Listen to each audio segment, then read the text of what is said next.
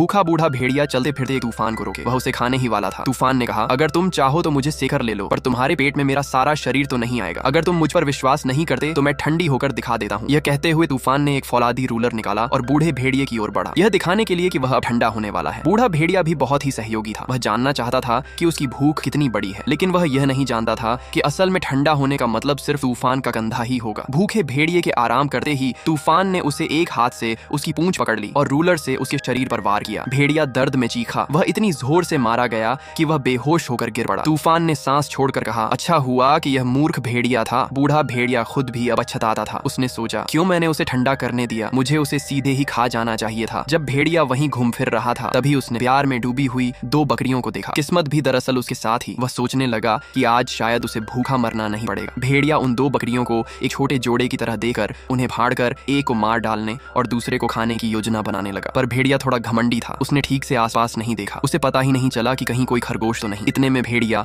उन दोनों बकरियों के पास दौड़ पड़ा। भाग्य का खेल अजीब था। अगला शिकार एक छोटे गधे के रूप में मिल गया जो बगल में घास चर रहा था। भेड़िया उसे खाने के लिए झपट पड़ा, पर गधे ने पहले ही बोल दिया, तुम मुझे नहीं खा सकते, मेरे शरीर में जहर है। यदि तुम मुझे खाओगे तो मैं तुम्हें जहर दे दूंगा। नीचे की तरफ देखो, तुम खुद जांच कर लो। भेड़िए ने मूर्खतापूर्ण सिर उठाकर जांची और अगले ही पल भेड़िया आधा चकरा गया। भूख फिर भी कम नहीं हुई, पर अब उसकी हालत खराब थी। वह कई घंटों तक बिना कुछ खाए भटकता रहा। कुछ कदम आगे बढ़ा तो उसने रस्सी से बंधी एक छोटी भेड़ देखी। यह सचमुच ईश्वर की देन लग रही थी। शिकार करने की मेहनत भी बच गई। छोटी भेड़ डर के मारे कांप रही थी और विनती करने लगी, कृपया मुझे छोड़ दो। पर भेड़िया दयालु नहीं था। उसने धमकी दी कि उसे खाने से पहले एक आखिरी इच्छा पूरी कर दे। छोटी भेड़ ने कहा, मेरी आखिरी इच्छा है कि मुझे बाइबल पढ़ने दे दो ताकि मरने के बाद मैं स्वर्ग जा सकूं। भेड़िए ने उसकी इस मासूम विनती देकर सहमति दे दी। छोटी भेड़ बाइबल पढ़ने लगी और धीरे धीरे मुस्कुरा भी रही थी। यह देखकर भेड़िए को अच्छा नहीं लगा। उसे नींद भी आ रही थी। तभी कुछ मनुष्य वहां आ गए। भेड़िया अचानक जाग उठा। अब उसे एहसास हुआ कि वह फिर मूर्ख बना दिया गया है। शायद छोटी भेड़ ने जानबूझकर लोगों को बुला लिया था। अब भेड़िए का मन खाने का था, पर बहुत देर हो चुकी थी। इंसान वहां के कुत्तों के साथ आ चुके थे और उसका शिकार छिन चुका था। भेड़िए के पास भागने के सिवा कोई चारा न बचा। वह खाली हाथ लौट गया, बिना मुंह में एक भी टुकड़ा मांस डाले, और इस तरह उसकी किस्मत का अब कोई इलाज नहीं रह गया।